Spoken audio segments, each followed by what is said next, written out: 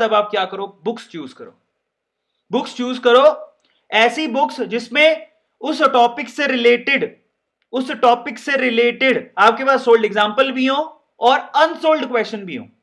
मेरी बात ध्यान से सुनना, जो आपने पढ़ा अब आप एक बुक चूज करो आपके पास, इसलिए मैंने कहा था कि एक बुक और होनी चाहिए, और मैंने बुक्स आपको बताई थी कौन कौन सी खरीदनी है, वो बुक्स आप ले लो। तो आपने एनसीईआरटी से सारे एग्जाम्पलर पढ़ लिए, फिर आप एक बुक चूज करो, एमसीक्यूज की कोई भी बुक हो सकती है।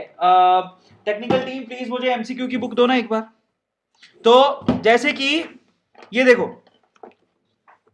मैं आपको समझाता हूं, मैं बुक निकाल लेता हूं, जैसे कि मैं आपको समझाता हूं, ये बुक है मेरे पास, जैसे मैंने पढ़ लिया, पढ़ने के बाद है ना ये बुक निकाल ली मैंने, ये केमिस्ट्री की बुक है, ये केमिस्ट्री की बुक मैंने ले ली, ठीक है। अब इस केमिस्ट्री की बुक में क्या करूंगा, मुझे पता है इस केमिस्ट्री की बुक के अंदर क्या है, एग्जाम्पलर भी है, और इस बुक के अंदर मेरे को अनसोल्ड क्वेश्चन भी मिलेंगे।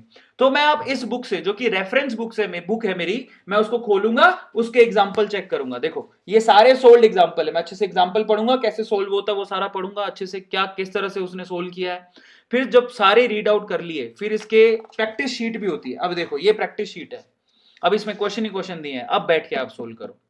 इसलिए कहता हूं कि आपके पास एक एक्स्ट्रा रेफरेंस बुक्स जरूर होनी चाहिए। समझ में आता है? एटलीस्ट हर टॉपिक में आप क्या करो, 10 से 15 एग्जाम्पल देख लो कि उसमें फॉर्मूला कैसे यूज किया गया है, क्या किया गया है, किस तरह से फॉर्मूले को यूटिलाइज कर रहे हैं वो लोग, सारे देखने के बाद अब फिर आप क्वेश्चन सोल्व करने बैठो। समझ में आ रहा है? ये प्रॉपर तरीका होता है जिससे आपको अंडरस्टैंडिंग बढ़ती है। सिर्फ फॉर्मूला देखने से काम नहीं चलता, फॉर्मूले की एप्लीकेशन तब समझ में आती है जब आप उसके से रिलेटेड